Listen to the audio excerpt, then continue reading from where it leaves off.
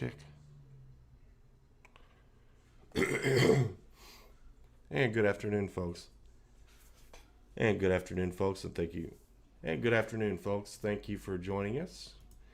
And good afternoon, folks. Thank you for joining us here on RSBN, our coverage of the Trump Town Hall from Gaffney. Just wanted to remind everybody, tomorrow, a triple header for Trump. Coverage begins at noon tomorrow Eastern Standard Time with a rally in Myrtle Beach, and then at 3 o'clock on to Pawleys Island, and then the nightcap at 7 o'clock in Charleston. And if you look at our website at rsbn.tv, you'll see that we've added 3 new rallies to the schedule. Mr. Trump will be in Atlanta on Sunday, the 21st, at the World Congress Center, and that's going to be a huge rally, huge event. Holds about 20,000 people, so could be really big. And then on to Nevada next week on Monday in Las Vegas and Tuesday in Sparks. So you can see the full schedule and times at our website, rsbn.tv. Mr. Trump should be here shortly. Hopefully he'll be on time. And until then, enjoy some music.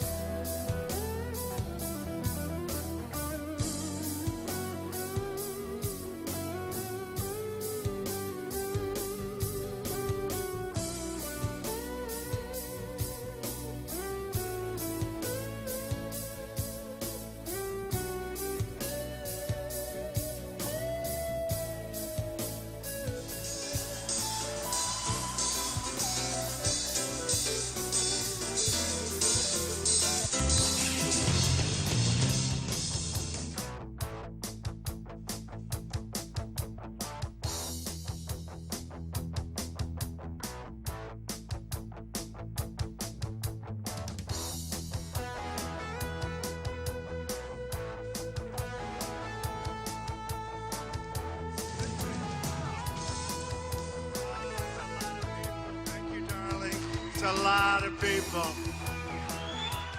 Thank you. Thank you. Trump, Trump, Trump.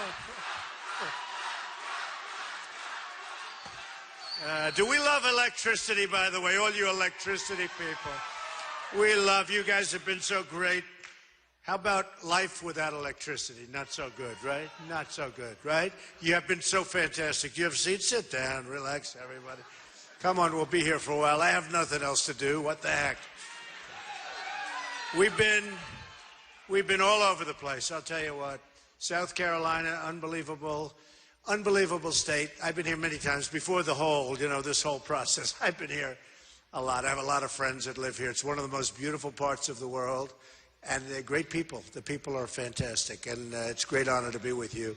So important. This is now crunch time, right? We got to get our country back. See all those red hats with the white letters? We're going to get our country back. But I just want to thank you because it's been incredible. We are going to do so well. We are hopefully going to get out and vote, every single person in this room. Unless you're going to vote for somebody else, then don't vote. You don't have to if you're going to vote. These guys that say, it doesn't matter who you vote for. It's important to get out and vote. Trust me, if you're going to vote for somebody else, don't vote, okay? Don't vote. So anyway, look. So we started this journey. It really is. It takes a lot of guts to run for president. I'm not a politician, thank goodness. I'm not a politician. And I've had great success. We built a great, great company. We filed with the federal elections. And these folks, look how many people we have back. It's like, what is this, Academy Award time, fellas? Look at this. There they are. Oh, I know my friend from CBS. He's so talented. And he's been treating me pretty fair lately. Thank you. Thank you. He's been treating me, he's been very nice. And remember, this crowd goes all the way back into the corners of the room. We can't get one more. We're like sardines in here. Okay? So anyway, now CBS has been great. Actually, they came out this morning with a poll that was phenomenal, right? CBS, New York Times came out with a great poll, a nationwide poll, which was great. Because the Wall Street Journal came out with the biggest joke I've ever seen. They came out with one. I mean, basically, I was tied. But we don't like ties in this room. Do you agree? We're not big for ties. And it was not a correct poll. I don't know who got to somebody, but let's see what happens. But CBS just came out with a great poll, and I hear Fox is coming out with a big poll in a little while. We'll see what that is. But it's been amazing. And I can tell you, in South Carolina, the polls have been amazing. They've been great. But I don't want to tell you that. I don't want to tell you that, because if I tell you that, maybe you'll say, I don't have to vote. You have to get out. It's so important. It's so important. And, the more we win by, the better it all is. The mandate, it's called the mandate. The more you can win by, the better it's going to be, and the more important it is. And then we go to Nevada, where we have a tremendous lead, but it's caucus. You never know what happens with caucus. Always problems, always problems. This caucus stuff is a little bit nobody knows. You can have a 58% lead, and then you find out you're not winning because what happens? Who knows? What happens is a room. People swirl around in these rooms. I'm not sure I like the whole caucus situation. I like to be able to walk into a room, vote, and leave, right? Don't you think? But the caucus states in Nevada, we're doing really great. And then we have the SEC, and I think we're going to do fantastic. A couple of states like Georgia just came in. Some numbers are phenomenal. And then we go to Florida, and Florida's going to be fantastic. What do you think when I'm leading Florida, where I have 48, and a sitting senator's at 11, and a governor, a past governor, is what's Bush? So he's not doing too well. He's not doing too well in Florida, right? But, it's interesting in Florida. The establishment, of which I used to be a member, by the way, before I ran. Once I ran, I was no longer establishment. They said, what's he doing? He's not supposed to be doing this. This isn't supposed to be happening. We like people where we can take care of them, where we can give them campaign contributions. We like people where we can take care of them, where we can give them campaign contributions. I'm self-funding. I'm not taking anybody's money. But they all went, what's going on with Trump? What's he doing? He's running. But they all went, what's going on with Trump? What's he doing? He's running. He doesn't need our money. This is bad. We want to take care of these people. We want to take care of our senators and our Congress people. We want to take care of them. This is terrible news. What's going on with Trump? He was a great, great guy. He'd contribute lots of money. I was a real member of the establishment. I gave $350,000 before I went this way. You know, I went over the curve when I decided to run. And I decided to run because how stupid are our politicians, what they're doing. How stupid. We'll talk about it, but like the Iran deal and the trade deals, and we lose money with everybody. We lose money with everybody. So what happened is they went a little crazy because everyone by the special interests, right? They get taken care of by their donors. They get taken care of by the lobbyists. I have a problem, I call a lobbyist. You know, there's certain lobbyists, they're like assigned to different senators, right? And you have a problem, you call up a lobbyist. And they go see the senator, and it's amazing. It's amazing. It's horrible. And look, it's a system, and it's fine.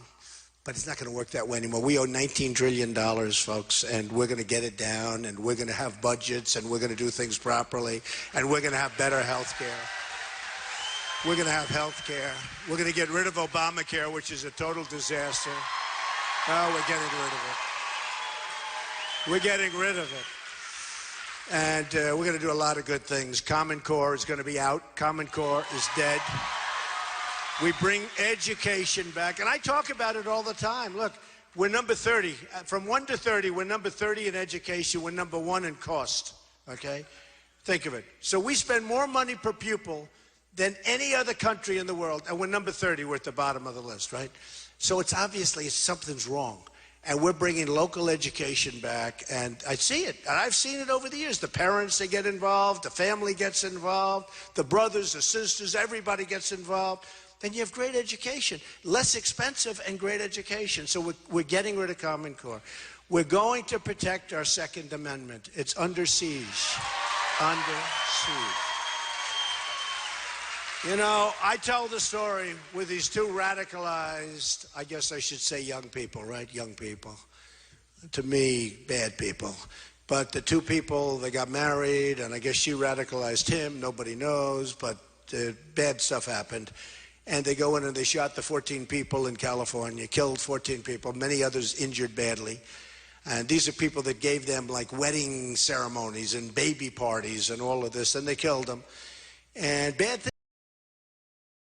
Strong. We have to know who to let into our country and who not to let in. We can't be the stupid people anymore.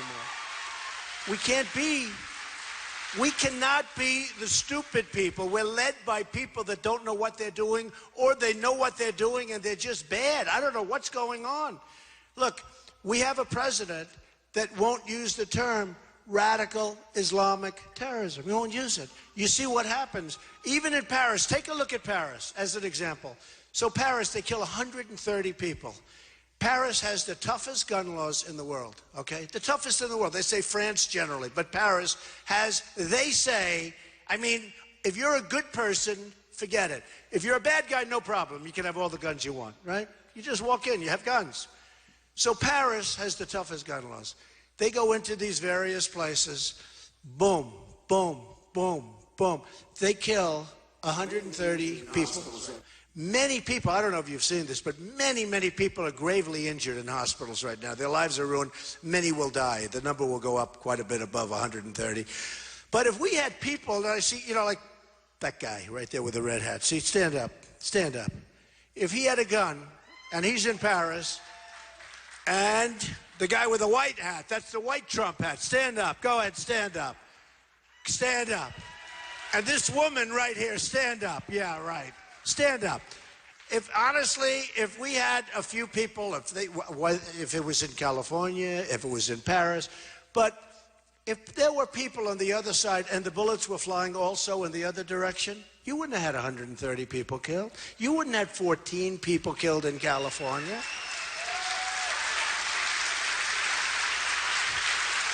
And the Second Amendment is under siege. Believe me, and if I'm president, it's not going to be under siege anymore. It's going to be ended. So just remember that. You know, I tell that story all the time, and I come from New York, and New York has pretty strong gun, although I have the right to carry, which is a very nice right to have, but which is a very unusual right and a very hard right to get, concealed permit. But I will tell you this, in New York, I have arguments all the time. I use as an example the California case. Wouldn't it have been good if a couple of those people had guns on their waist, guns around their ankle to protect themselves? And everybody, isn't it true? And everybody agrees with me. You don't have the argument. They're really anti-gun. And they agree. And we leave. That's it. The next morning I'll call. So, have I converted you? No. It's just incredible. The fact is, there's not even a contest, okay? So we protect our Second Amendment. We have to protect it. Now, when it comes to what I've done, on June 16th, I said, I'm going to run. Before then, I didn't even know. I was with my wife at the top of the escalator. I looked down at Trump Tower and the atrium. We had more press. I tell you, I've never seen so much press in my life. It looked like the Academy Awards. I said, what am I doing? I've never seen anything like it. And I went out and I made a speech and I talked about illegal immigration. And it was a firestorm. You remember, a firestorm. The people coming across the border. And I took a lot of heat. And I say, Rush Limbaugh said he took more incoming than any human being I've ever seen. And I did. Took a lot of heat.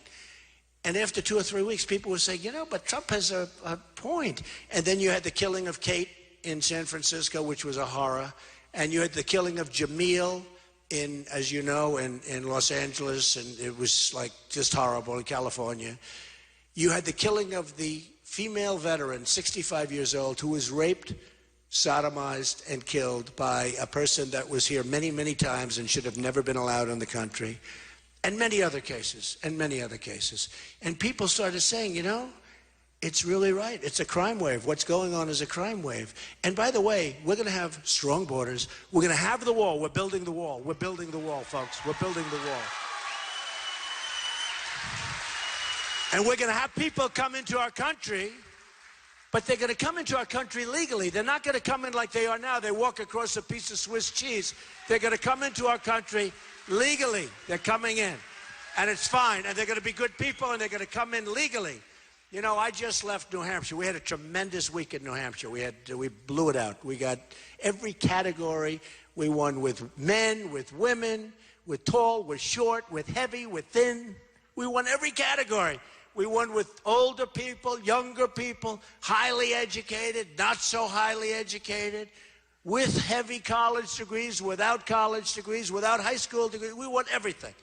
And I'll tell you, it was they're amazing people too. The people of our country are amazing. The people of our country are amazing. I mean, more than anything else I've learned. Somebody said, what did you learn most? And, you know, they think, oh, you're just saying that. I'm not saying it. The people of our country are amazing people. They're amazing people. We have such unbelievable potential. In fact, make America great again, that's great. And about 2 weeks ago, I started saying, maybe greater than ever before. Because I really mean it. We have to get rid of the regulations. We have to lower your taxes. The taxes are crazy. We have the highest taxes in the world. Our companies are paying taxes. They're leaving. Pfizer, great big, you know, the pharmaceutical company, big company. It's leaving. It's moving to Ireland. Because the taxes, and because they can't get their money in. Corporate inversion. You know, they have corporate inversions. They're leaving the country, and some of them are leaving to get their money. We have money. Trillions of dollars are outside of the country. The Democrats agree it should be in. The Republicans agree it should be in, and they can't make a deal. They can't make a deal because we have a president that has no leadership ability. It would be so easy.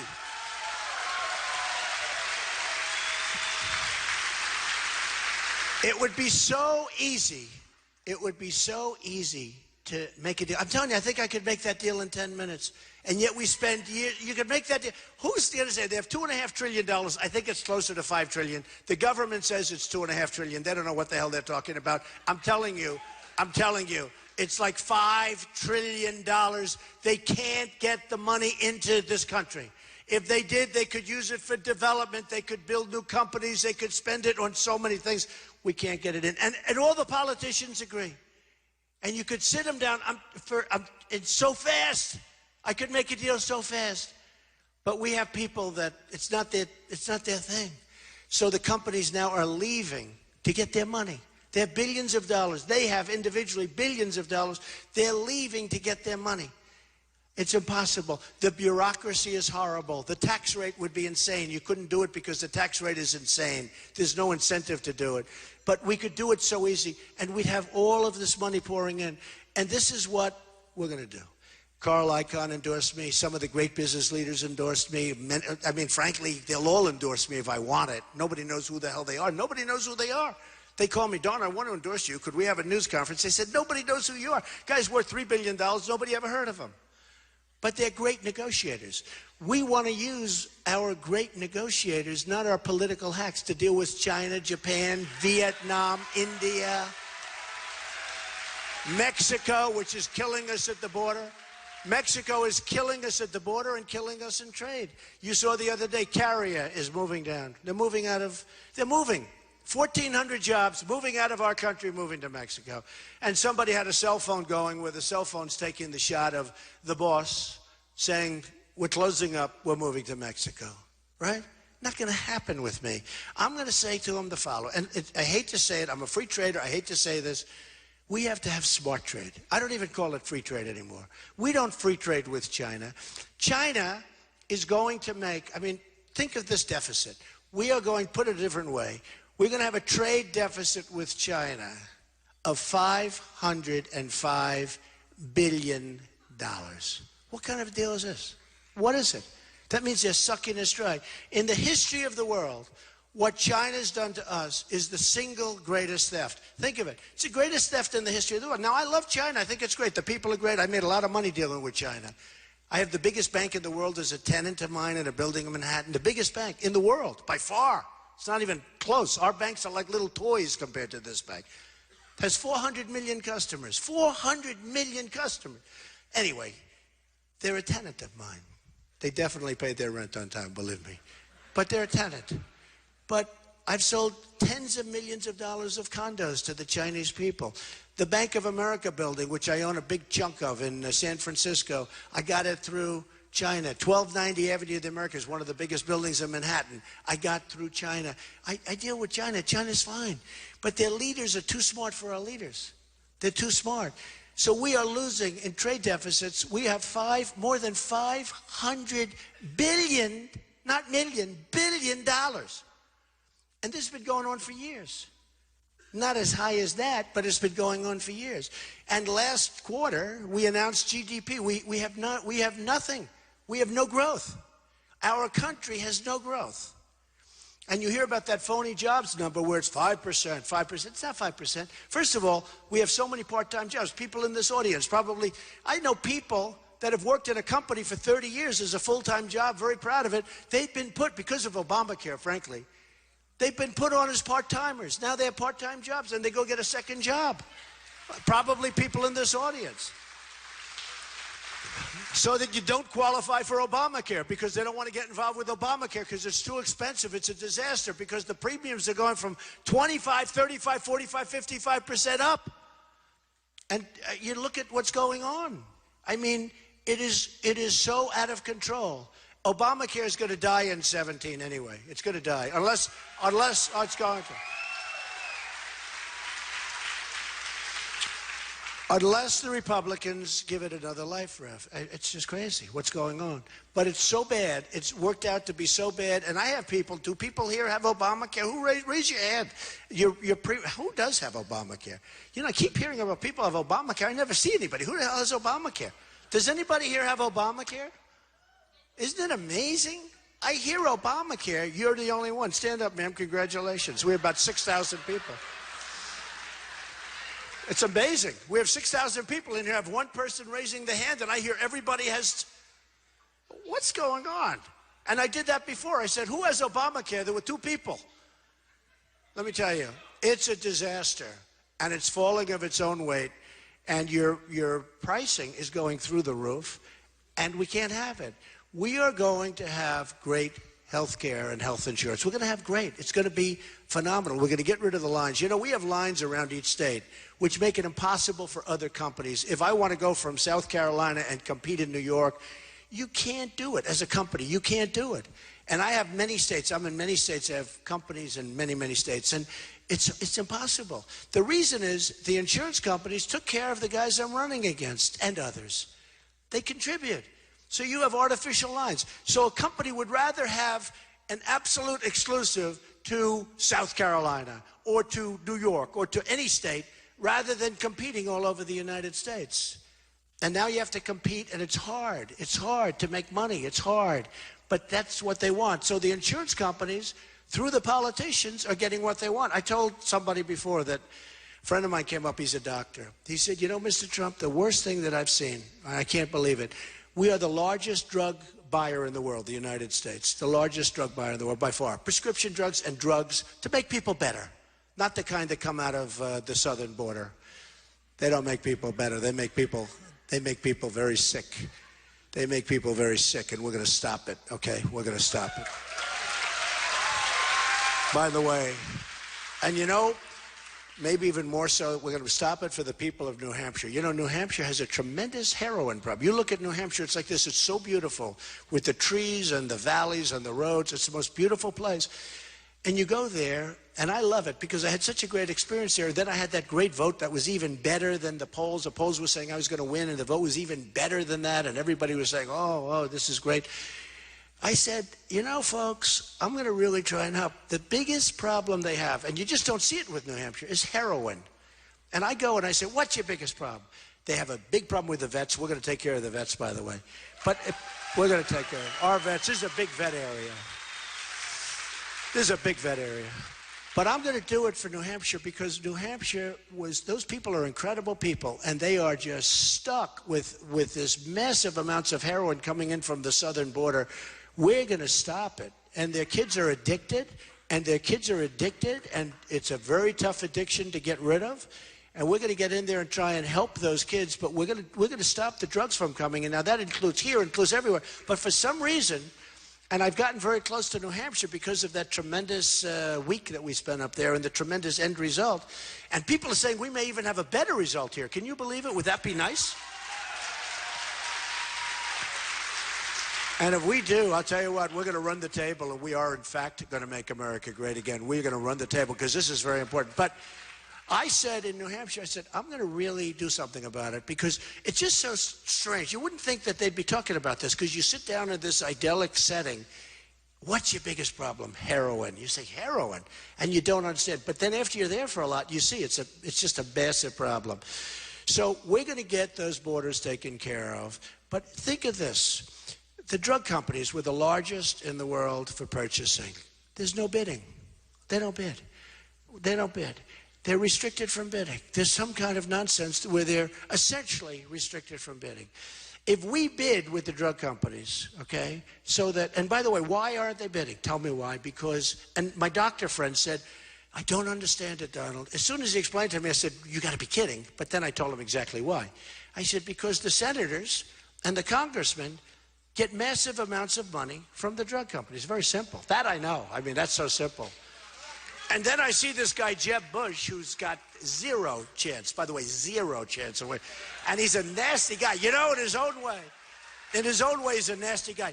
He's got zero chance. He spent $20 million of ads on me, negative ads. And they're not even correct. At least get them correct. Although maybe I'm better off if they weren't correct. My polls go up every time he plays the ad, so I don't know. It's not a very fast. But the guy spent more than that, but he spent $20 million of ads on me. So I see his director, his campaign chairman for fundraising is Woody Johnson of Johnson & Johnson. Okay? Now, let's say, again, he's got zero chance, so he's not a good example. But let's say Jeb Bush got in. He's not going to do anything with competitive bidding. Let's say Ted Cruz. He's got people, you got to see what he's got. He's got the whole world lined up for him. And he lies. He lies badly. He lies. That guy lies. Guy does not tell the truth. You know, he holds up his Bible and then he lies. Let me tell you, that guy lies. He is a liar. And very interesting with Ted Cruz. And I don't say that easily. And I know the difference between having fun and playing the game and, you know, we're in politics. But I know the difference between that and lying. And when Marco Rubio said he lied the other night at the debate, said, you're lying.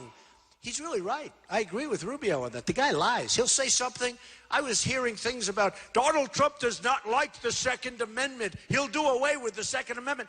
I'm the strongest person on the Second Amendment, like by far. And I get these reports. And then they'd stop. Well, look what he did to Ben Carson in Iowa. He said Ben Carson has quit the race during the election when they're voting. People are walking in, they're telling everybody, Ben Carson's quit the race, go with Cruz. And then they took thousands of votes away, thousands. And then right after that, he called Ben Carson to apologize after the votes were counted. What kind of stuff is this? And Ben Carson, in all fairness, I don't think he accepted the apology because he's still angry about it. But how dishonest. Then he does a voter violation thing. He could call voter violation. It looks like it comes right out of the Internal Revenue Service. So official. It said voter violation. A person picks it up. Not a sophisticated person.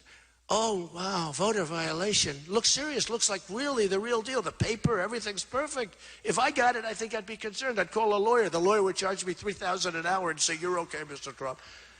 But seriously, these people got a scare letter, and essentially it said, did you this, did you that, did you that? And then it gives them grades of F, fail, F, fail, F, F, F. And then it said you can clear it up by going and voting for Ted Cruz. What kind of stuff is this? It's a fraud. I'll tell you what, the head of the Iowa GOP, Jeffrey, if he were really smart, he'd terminate that victory in Iowa, Ted Cruz. That's what you should do. Because what he did to Ben Carson and what he did with the voter violation fraud certificate, it's a fraud. What he did is a fraud. They ought to terminate it, but they don't have the guts to terminate. They don't have the guts. The problem with our country is nobody has the guts. They don't have the guts. But we had these great, I mean, it was still like a great experience. And then we go to New Hampshire, now we're here. And we're going to do things that haven't been done.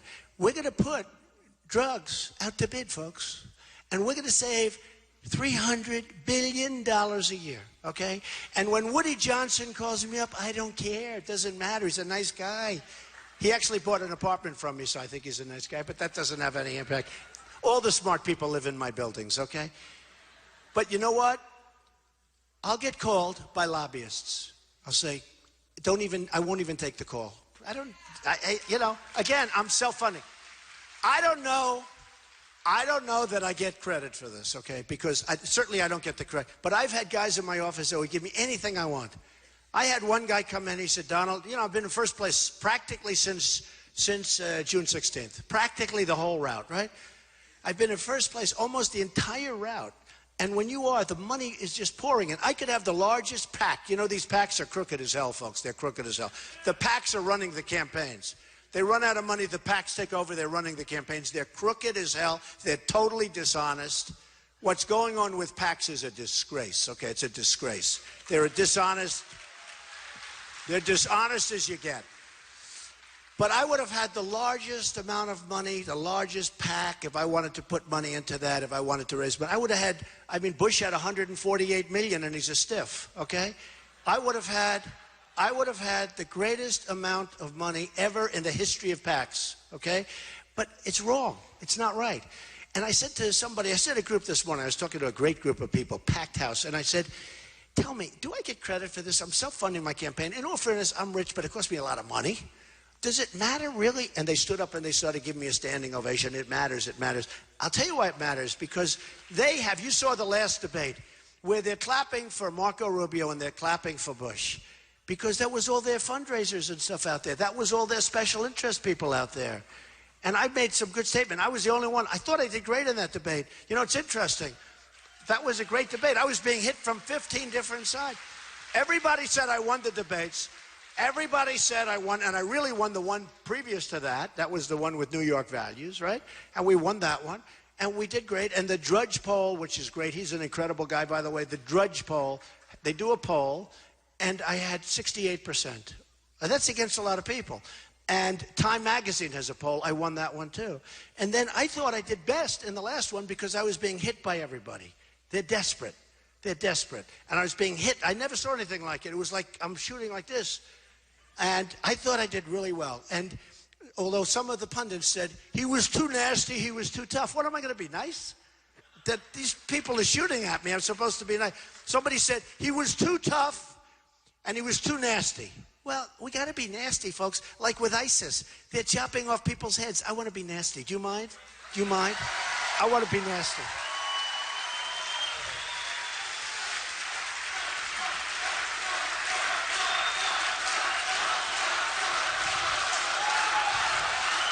Oh, we're going to be so nasty. ISIS is not going to like us anymore. ISIS is going to be not so happy, folks. Don't forget, I'm the one that said, take the oil, right? For years I've been saying that. 4 years I've been saying, take the oil. I'm the one that said, don't go into Iraq. And I said that, don't go into Iraq. 2003, 2004, and before that. Now, I wasn't a politician, but it was covered in 2003, 2004. Don't go, because I said you're going to destabilize the Middle East. I should be given points for vision, because we went into Iraq. We spent trillions. We spent $2 trillion. Thousands of lives lost. Wounded warriors who I love. They're more brave. They're braver than all of us put together. Wounded warriors who I love all over the place. All over the place. And you know what we have from Iraq? Nothing. Nothing. We don't have a damn thing. We have nothing.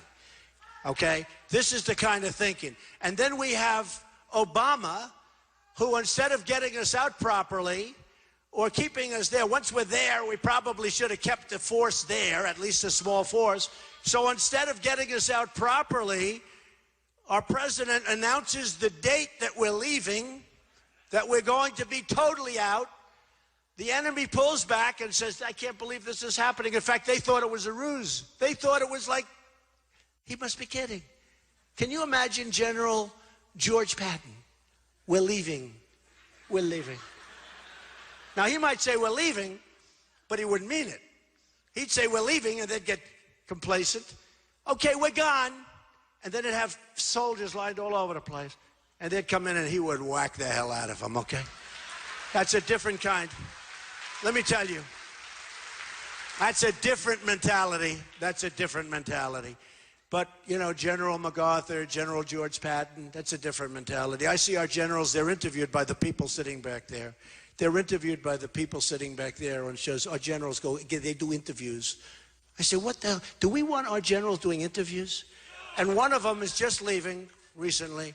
And they said, what do you think? Oh, well, you know, ISIS is very tough. Do I want to hear this? Tough. Tough. He's saying ISIS is tough. ISIS, we can knock ISIS out if we want to do it so fast, so surgically, so strongly. We're going to build that military. We have to build up, but we've got to knock them out.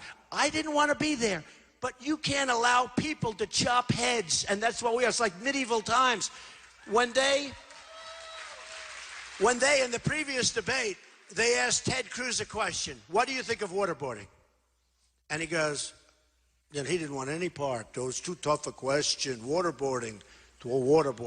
Think of it. They're chopping off heads. James Foley, a great young man. That's where it started. James Foley. We couldn't believe it. All of us couldn't believe it, right? We saw it with the orange outfit.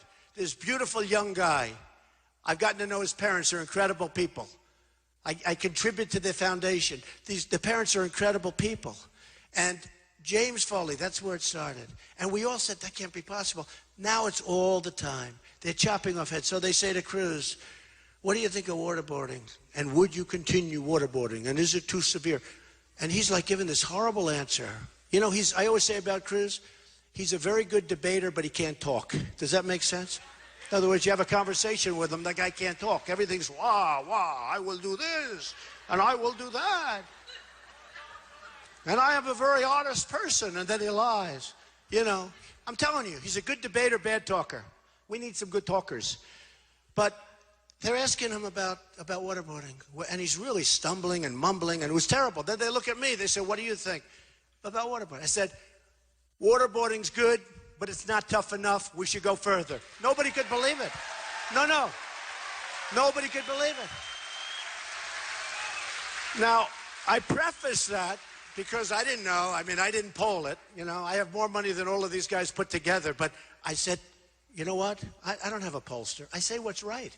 I say what's right. These politicians, if that question was asked, that's why Cruz was dying with that question. He was petrified. He didn't know if he says yes, does that mean he's too tough? If he says no, so you have to see it. He was stumbling and mumbling all over the place. And I don't want to poll anything. You know, it's sort of interesting. They do polls, and these people pay hundreds of thousands of dollars, millions of dollars to pollsters of, by the way, special interest money, so it's not so bad for them. But they pay all this money. I pay nothing. But the networks give me polls every day. We don't like Donald Trump. He's great on the military. He's great. Here's what it is. Great on the military. Trump, always number one. Great on the border, number one. The best for the economy, number one all the time, right? Am I right? You can say it. Always. Great on the economy. Great on all. Nice person, I'm always last. Can you believe it? And I'm a nice person. Nice person. And I'm actually a nice person. But I'm the person that's going to protect. You know, we're in this together. We're going to protect. We're going to have something so strong and so powerful. We're going to protect. But all the time I get it. So they ask me about waterboarding. And I say, waterboarding is fine. But I prefaced it by saying, we have people that are chopping off heads in the Middle East. They're chopping off the heads of Christians. They're chopping off the heads of others. They're killing and abusing women. There's nobody that I've ever seen, ever. You know, it's one thing when you have warriors going at each other and they're shooting and fighting and killing. These people are disgusting. I said they are chopping off heads, doing the worst things I've ever seen. I think waterboarding is excellent, but you have to go much further than waterboarding. And you know what? I got a standing ovation. The room went crazy. And I mean it. We're soft and we're weak and we can't be that. Can you imagine the people at ISIS? They're sitting in wherever they are, right? They're all over the place. By the way, they're growing like, they're all over. Now you look at maps. You know, 2 years ago, I look at a map, there's like little areas of pink. Now you look at a map, it's like all over the place. But can you imagine these people? These are tough cookies, right? Tough, mean. Can you imagine them listening to this conversation about waterboarding, which is the least form? Nobody knows if it's torture. You know, they haven't been able to define waterboarding. They don't know if it's torture, if it is, it might be a little bit too tough, we can't be nice. It's like, you know, these guys that commit murder, right? They commit murder, they kill someone. They kill an 80-year-old woman, and they rape her and slug her and drop her and just kick the hell out of her, and they go to jail. We don't want the death penalty. It's cruel and unusual punishment, you know, okay? So, I don't know. Then you have another case. When they get the death penalty, you want to give them drugs to put them to sleep quietly and this. Look, we're in a fight for our lives. We've got people coming in. We've got ISIS in our country, folks, just so you understand it. We have President, look, I hate to even use, we have President Obama doesn't understand that radical Islamic terrorism is coming in. They could be coming in through the migration. When you look at the migration, you have thousands and thousands of people, and people are saying, and I say it all the time, there's disproportionately young, strong men. You look, right? You look at what happens with Germany, what she has done to Germany. I have friends from Germany right now. They're leaving Germany. They're leaving. They were so proud of Germany 2 years ago. They were talking about Germany is the greatest place. They're leaving Germany. Germany's under siege. They're leaving Sweden. You see what happened in Sweden. Take a look at Brussels. I was in Brussels many years ago. It was so beautiful. It's under siege. They canceled New Year's Eve. It's like an armed camp. Are we crazy? Now, I have a bigger heart than anybody, and we want to build safe zones in Syria. And I want to get the Gulf states who are spending nothing and they have more money than everybody put together.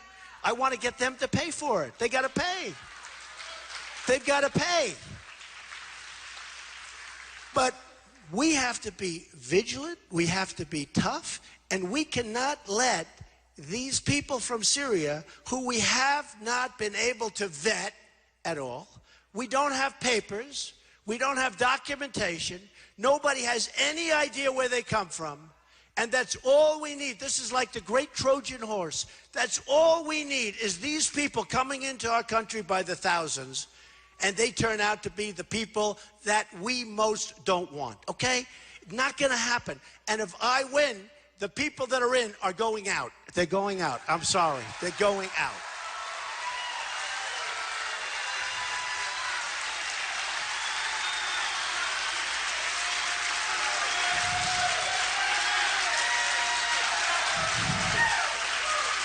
You see what can happen with two young people. She may have radicalized him, nobody knows. But she came in, they got married, and they killed 14 people. This is two people. And these are not fighting people. These are not like what we're talking about. And the other thing is, we have people that are ISIS. They leave our country. They fight for ISIS. And then they come back and they allow them to come right back. Oh, come on back in. Oh, it's wonderful to have you.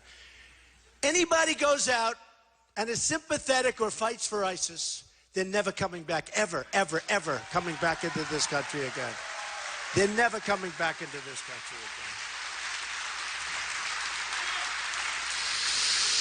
So here's the bottom line.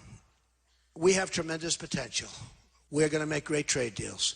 And when I came down that escalator, I took a deep breath and I told Melania, my wife, I said, let's do it. Not easy.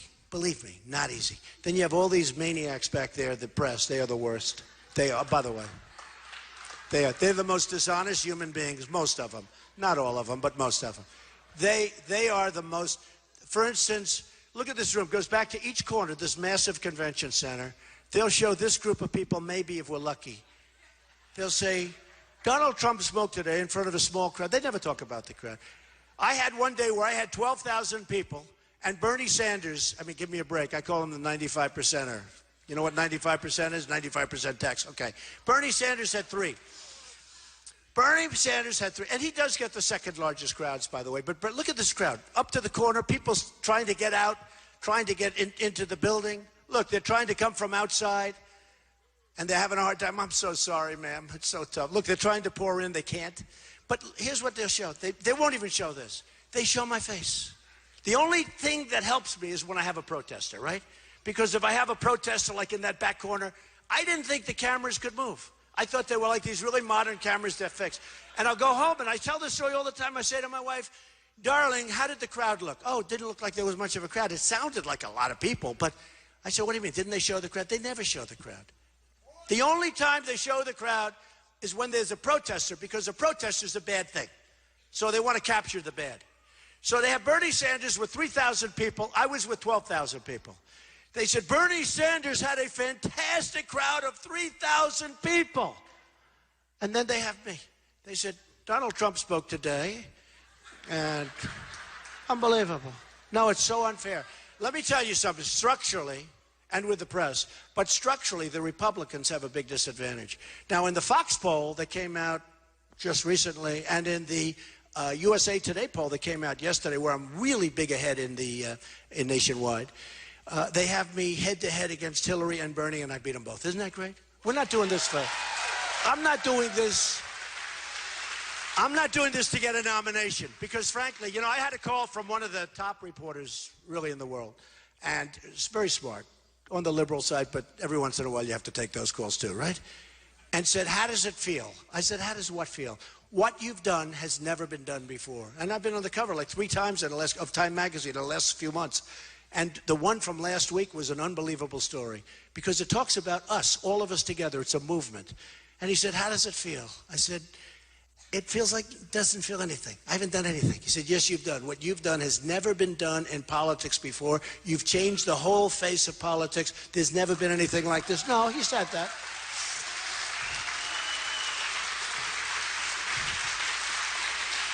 I mean, look at this crowd. I have 5,000, 6,000 people here. When the other candidates come, they'll have 40. They'll be in one of the little conference rooms. They'll have 51. It's true. And we have at least 6,000, they said, more than 7,000. So here's the story. So he said, how does it feel? So I said, he said, no, what you've done, it doesn't matter. Now, that was in the summer, because it was called the summer of Trump. I said, it doesn't matter. He said, no, if you don't do anything more, what you've done will always go down. It'll go down in history. I said, no, it won't. It doesn't mean anything. Then he calls up again, and now the autumn has gone, right? We're getting into January. He said, it's unbelievable. It's hotter now than it's ever been. We had 20,000 people at the Mavericks Arena. We had 35,000 people in Mobile, Alabama. We have the biggest crowds. We have thousands. The only thing that stops our crowds like this one is the size of the building. You can't get them in. The fire marshals. First person I see is a fire marshal. I go, please let them in. And they usually like me, and they usually do nice, right? They're great. They're great people. But the fire marshals have become very important to me because they, stop people from coming in. And I hate to send thousands of people home. We sent thousands and thousands. Even tonight, 2,000 people couldn't get into this arena. And we sent them, and I hate that. But he said, so how does it feel? I said, it feels good, but it doesn't mean anything because unless I win, he said, well, you'll get the nomination. I said, no. I'm not talking. I mean, win.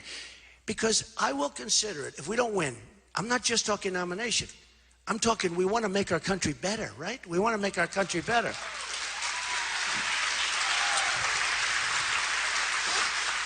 And I said, if we don't win, and if I don't win, I will consider this a major loss. This is not, I will have spent a lot of money, and I don't care about the money, but I will have spent a lot of money, and I will have spent a lot of time. I mean, this is like my 5th one today, right?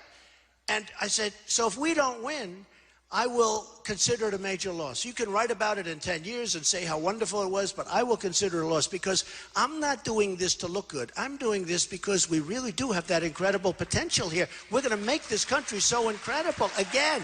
Again. The word is again.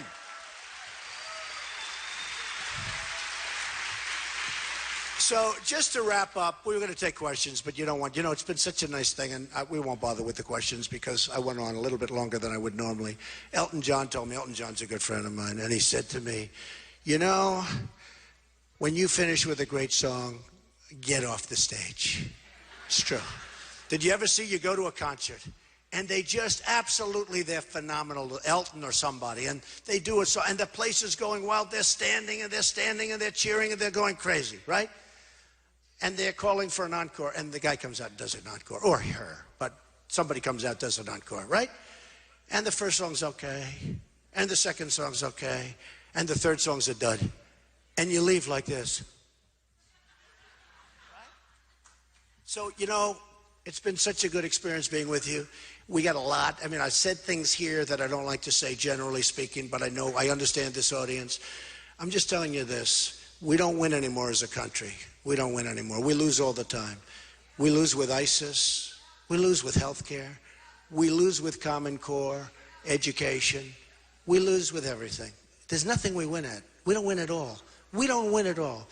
We're going to start winning again, folks. We're going to be smart. We're going to be the smart people. I'm telling you.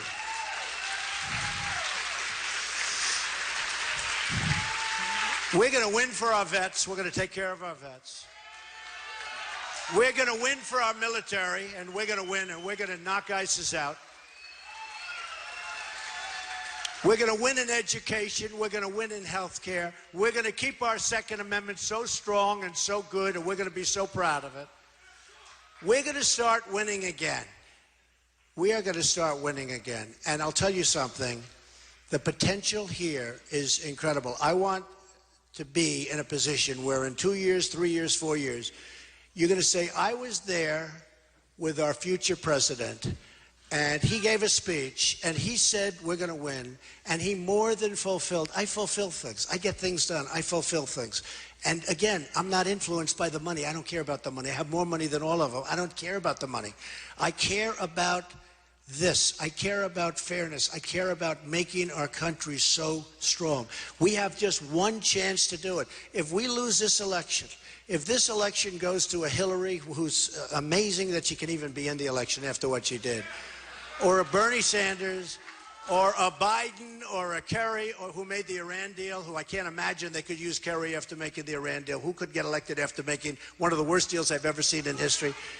But if this election goes to somebody else, and if we go another 4 years, essentially, of Barack Obama, you're never going to bring it back. You're never going to bring it back. So I just want to tell you, I want to thank you. I love you folks. Go out on Saturday. Go out on Saturday and vote. You've got to go out and vote. You will be so happy. You will be so proud. And we will make America great again. Thank you very much. I love you all. Thank you. Thank you. Thank you, everybody. Love you. Thank you.